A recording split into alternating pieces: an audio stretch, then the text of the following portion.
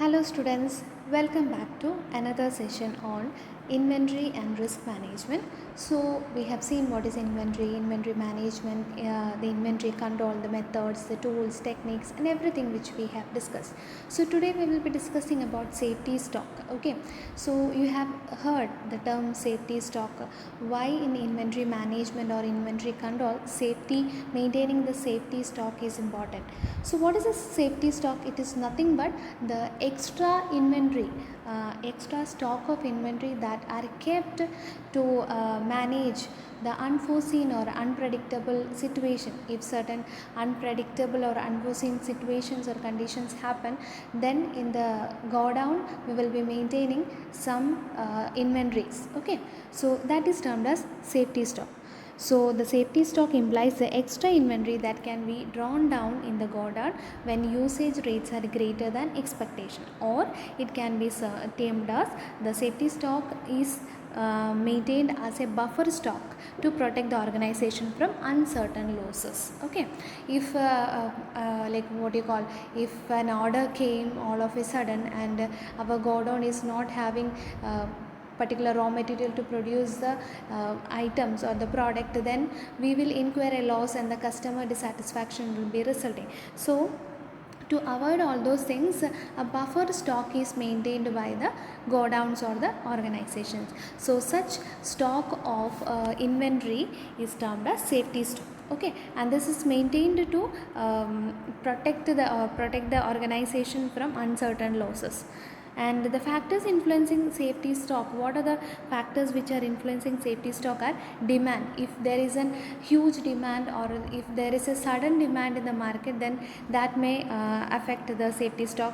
Number of suppliers available, if the supplier who gives the stock is running out of the stock, then the raw material supplied by the supplier is running out of stock, then it will also result in our inventory stocking. So for that also, so keeping that also in mind, we have to maintain the safety stock.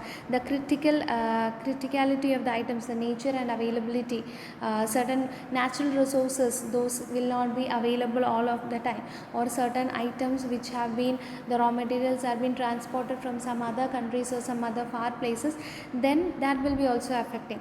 Then availability of the substitutes, the risk associated with each raw material or each kind of inventory, space availability, where to stock, when to stock and how much to stock and all those things. Stock out material, that is out of stock material. Ordered quantity, what is the minimum order level, we have learned that what is the minimum order level, what is the reorder point, all those things we have discussed earlier, but for your more information we are discussing those topics also here. Then lead time is the time difference between, we have to already discuss that lead time is the difference between the item ordered is received by the customer and the time at which the order is made, that time gap is termed as lead time. So different steps in determining safety stock. So there are 5 steps. So first of all, we have to see what are the historical data regarding stocking, when was the unforeseen situations happen, on what frequency that unforeseen situations or what happens. So the historical data have to be analyzed first, then determine the demand for the essential stock items. So then we have to estimate what will be the actual demand and what will be the predictable demand. So with the stock of items, then calculate the probability of demand. Then the probability of the demand have to be, the unforeseen situation or uncertain situation have to be predicted, like this much probability, there is 50% chance that there is a situation of uncertain situation may happen. So that is one way.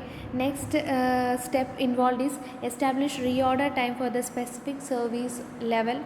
So after that, after establishing the probability of the demand, what will be the probability, then the reorder time have to be established, that have to be calculated at what time the order have to be made, so that there will not be understocking and overstocking, then so that it can maintain an EOQ. Next, the final step in safety stock management is mechanism. Determine the actual safety stock. There will be a predictable stock and what is the actual safety stock required. So these are the 5 steps involved. The first one is collection of historical data, by which we can understand what are the in historical in earlier time what all things happen, what was the unforeseen situation, on what frequency the unforeseen situation had happened, then determining the demand, then calculating the probability, then establishing the reorder, then determine the actual safety stock. Now, what are the different levels of safety stock, which we have already discussed? The reorder level. Reorder level is the it can be calculated by maximum usage by the organization, or what is the maximum usage in particular period. If that is 100 into maximum period required for the delivery. So if it is 2 days, then into 2. So that is a reorder level. Under this level we have to reorder the stocking, or restocking have to be done. Maximum stock level have to be maintained is reorder level minus the minimum usage. What will be the minimum usage into minimum lead time required plus EOQ, and the minimum stock level is reorder level minus what is the normal usage. It is not the minimum or maximum, it is a normal usage into the average lead time is calculated. Then what is the average stock level? What is the average stock level? So it is the sum, it's the average of maximum and minimum stock level. So by this the concept of safety stock is clear to you. So if you have any difficulties, let me know.